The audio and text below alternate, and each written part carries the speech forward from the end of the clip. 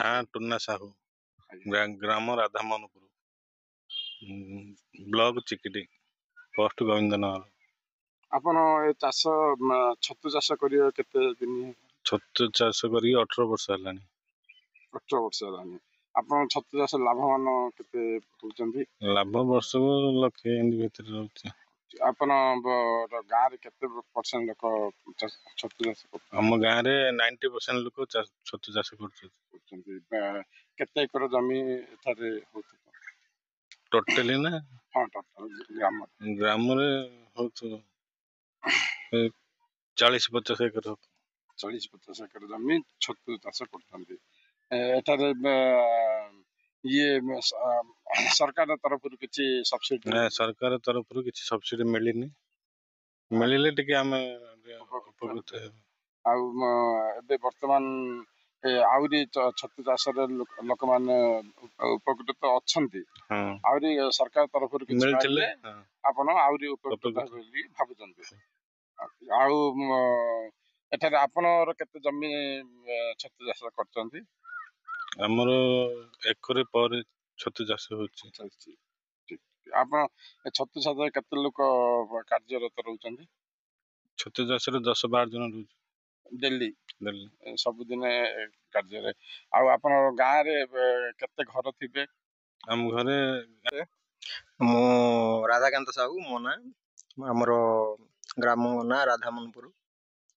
ଆଉ ଛତୁ ଚାଷ ମୁଁ କରୁଛି ଆଜିକୁ 20 ବର୍ଷ ହେଲାଣି ଛତୁ ଚାଷ କରୁଛି। ଛତୁ ଚାଷରେ ଆମେ ବହୁତ ଭଲ ଇନକମ୍ କରିକି ଗାଁ ପୁରା ପ୍ରଥମ ଚାଷୀ ମୁଁ ଥିଲି। ତାପରେ ଗାଁରେ ଏମିତି ସମସ୍ତେ କରୁ କରୁ ପଞ୍ଚାୟତ ବି କଲେ। ତାପରେ ଆମର ଚିକିଟି ବ୍ଲକ ବି ବଢିଲାଣି। ଆମ ଗାଁରେ କେବଳ ଛତୁ ଚାଷ ଉପରେ ନିର୍ଭର କରୁଛନ୍ତି। ଇଏ ଆମର ଗଞ୍ଜାମ ଜିଲ୍ଲାର କୋଉ ବ୍ଲକରେ ଗାଁଟି ଯାଉଛି? Chikiti block sir. ଇଏ ଆମର ସରକାର ତରଫରୁ କିଛି ଅନୁଦାନ? ହଁ ବେଳେ ବେଳେ କିଏ ପାଇଛନ୍ତି। ହଁ ମୁଁ ବି ପାଇଛି।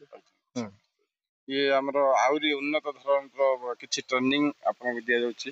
ଟ୍ରେନିଂ ଆମେ ତ ଏଇ ପାଳ ଛତୁ ଉପରେ ପୁରା ଇଏ ଅଛୁ। ଆଉ ଏ ବଟନ ଛତୁ ବିଷୟରେ କିଛି ଯଦି ପାଇଥାନ୍ତୁ ଭଲ ହେଇଥାନ୍ତା ସରକାରଙ୍କ ତରଫରୁ। ଇଏ ଆପଣଙ୍କର ଗାଁରେ କେତେ ଘର ଥିବେ ଆଉ କେତେ? ଆମର ଗାଁଟି ସାର୍ 70-75 ଘର ଭିତରେ, ତା ଭିତରେ 65 ଘର ପାଖାପାଖି ଛତୁ ଚାଷ କରିଛୁ। କିଏ ବାହାରକୁ ଦାଦନ? ନା ନାଇଁ ବାହାରକୁ ଆମେ ବି ବାହାରକୁ ଯିବା ଉପରେ ଥିଲୁ।